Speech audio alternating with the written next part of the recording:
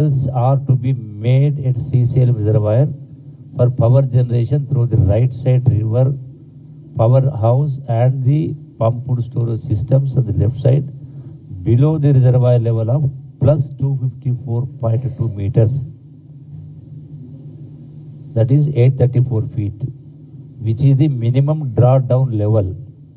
No drawals from the reservoir should be made for any activity purpose at this or lower levels.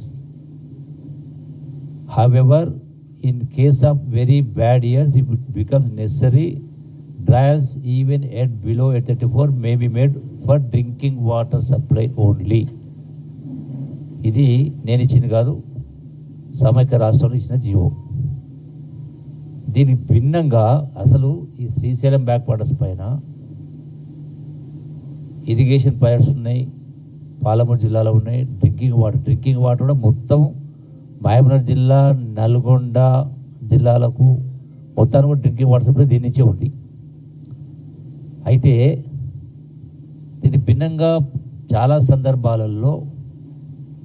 సందర్భాలలో అక్రమంగా, ఇర్రెగ్యులర్గా, ఇష్టారాజ్యంగా నీళ్లు వాడుతూ ఈ యొక్క పవర్ కోసం, కరెంట్ ఉత్పత్తి కోసం జనరేట్ చేసి కిందికి వదిలిపెడతా ఉన్నారు. గతంలో ఇదే పరిస్థితి 2012లో కూడా ఇదే జరుగుతూ ఉంటే ఆనాడు నేను హైకోర్టులో పిల్ ఫైల్ చేయడం జరిగింది. అట్లాగే విద్యాసారావు కూడా ఇద్దరు కలిసి హైకోర్టులో పిల్ ఫైల్ చేస్తే హైకోర్టు ఆర్డర్ కూడా ఇచ్చింది, హైకోర్టు తీర్పు ఇవ్వడం జరిగింది. That is writ petition number 252, 261, 300 and 302 of 2012 dated 26th November 2012. అందులో అప్పుడు ఎందుకంటే దానికంటే మొదలు ఆ 2012లో శ్రీశైలం డ్యామ్ మీదకి వెళ్ళి అప్పుడు ధర్నా చేయడం జరిగింది. అట్లాగే హైకోర్టులో పిల్ కూడా ఫైల్ చేయడం జరిగింది. అప్పుడు ఆపడం జరిగింది. ఎందుకంటే హైకోర్టు కూడా స్పష్టంగా, హైకోర్టు కూడా గవర్నమెంట్కి ఏమని ఇచ్చింది, అప్పుడు హైకోర్టు ఆర్డర్లో పినాకిని ఘోష్ గారు జడ్జిమెంట్లు ఇచ్చారు.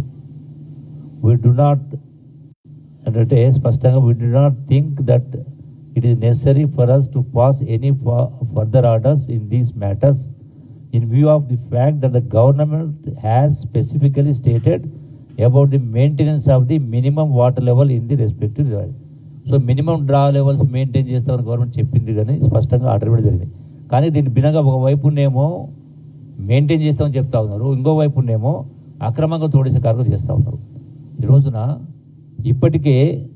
ఇప్పటికే ఆంధ్రప్రదేశ్ ప్రభుత్వం ఏదైతే అలాట్మెంట్ కంటే కూడా అదనంగా వాటర్ వాడుకోవడం జరిగింది.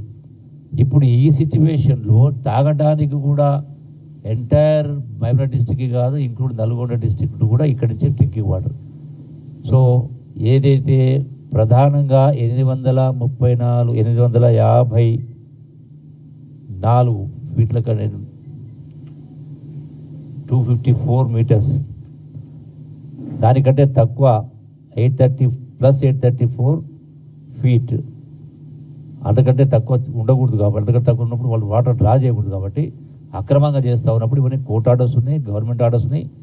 సో ఎప్పుడైతే ధర్నా చేస్తాము అన్న తర్వాత నిన్న టీవీలో వచ్చిందో అప్పటిదాకా వినకుండా అక్రమంగా చేస్తూ ఉంటే, సో తదనంతరం ఏపీ ప్రభుత్వం ఈ పాలమూరు జిల్లా రైతాంగం ముఖ్యంగా నాగర్ కర్నూలు, అచ్చంపేట, కొల్లాపూర్, కల్వకుర్తి, వరపర్తి రైతాంగం మొత్తం కూడా సమాయత్తమై ఈ మొత్తం కూడా నీళ్లు తోడేస్తే మొత్తం అందరూ ఇబ్బంది పడుతున్న కింద చేసిన తర్వాత, ఇప్పుడు అంటే ఆ టీవీలో ఆ వార్తలు వచ్చి చూసిన తర్వాత అప్పుడు ఆ యొక్క పంపింగ్ అనేది, పవర్ జనరేషన్ ఆపడం జరిగింది.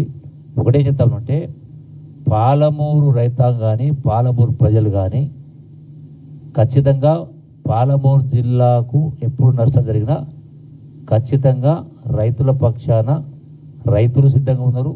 రైతుల పక్షాన పడడానికి కాంగ్రెస్ పార్టీ సిద్ధంగా ఉంది.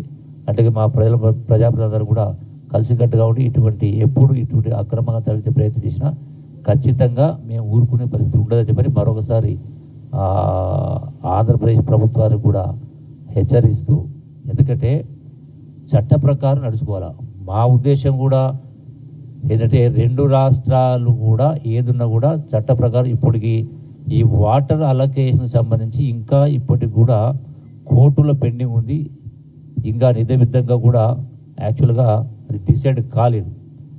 సో వాస్తవంగా కృష్ణా జల అనేది పరివాహక ప్రాంతాన్ని బట్టి ఆ ప్రపోర్షన్లో రేషియోలు డిసైడ్ చేసుకోవాలి. అన్నప్పుడు 69% తెలంగాణకు వస్తుంది, 31% ఆంధ్రాకు వస్తుంది. దానికి భిన్నంగా డిసైడ్ కానప్పుడు డెఫినెట్గా పాలమూరు జిల్లా అయినా, అట్లాగే ఖమ్మం జిల్లా అయినా, నల్గొండ జిల్లా అయినా ప్రధానంగా మా హక్కులు అంటే ఈ యొక్క ప్రభుత్వం ముఖ్యమంత్రి రేవంత్ రెడ్డి గారి ఆధ్వర్యంలో ఈ ప్రభుత్వం తెలంగాణ రైతాంగానికి కానీ, తెలంగాణ ప్రజల తాగునీటి కోసం కానీ ఎక్కడ ఈ విధంగా అక్రమంగా తరలించే కార్యక్రమం చేస్తే ఇటు ప్రభుత్వం కానీ, ఇటు పార్టీ కానీ, ప్రజాప్రతినిధులు కానీ ప్రజల పక్షం పోరాటం చేసే కార్యక్రమం చేస్తారని మరోసారి హెచ్చరిస్తూ, మరొకసారి ఇటువంటి అక్రమాలకు పాల్పడొద్దని హెచ్చరించేటువంటి ఏర్పాటు చేస్తా ఉన్నాం. జిల్లా రైతాంగం యొక్క ఇంట్రెస్ట్, రైతుల యొక్క పంటలు కాపాడుకోవడం కోసం కావచ్చు, అట్లాగే తాగునీటి అవసరాలు మొదట పాలమూరు జిల్లా అయిన తర్వాతనే మిగతా ఉంటుంది. కాబట్టి మరొకసారి ప్రభుత్వాన్ని హెచ్చరిస్తా ఉన్నాం. Thank you.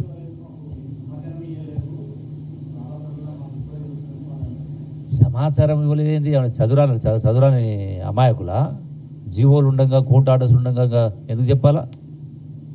తెలియదా?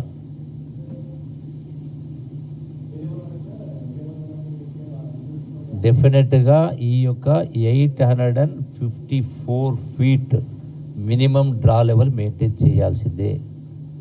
ఆ లెవెల్ వచ్చిన తర్వాత కరెంటు ఉత్పత్తి చేయడానికి వీలు లేదు.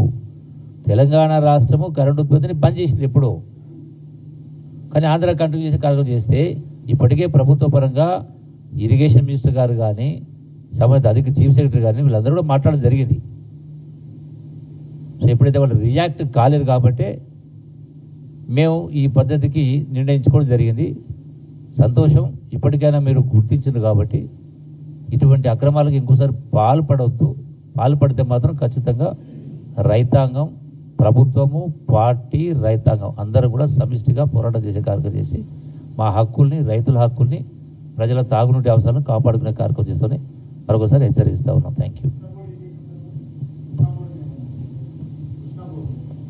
రివర్ మేనేజ్మెంట్ బోర్డు KRMB ఇవాళ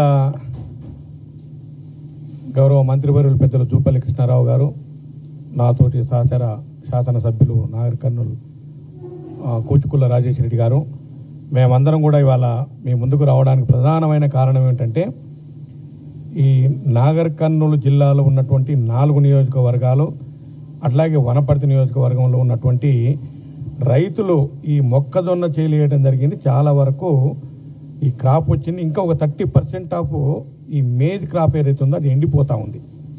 ఒకటి. రెండవది, ఈ mission Bhagiratha water for drinking purpose ఏదైతే మిషన్ భగీరథ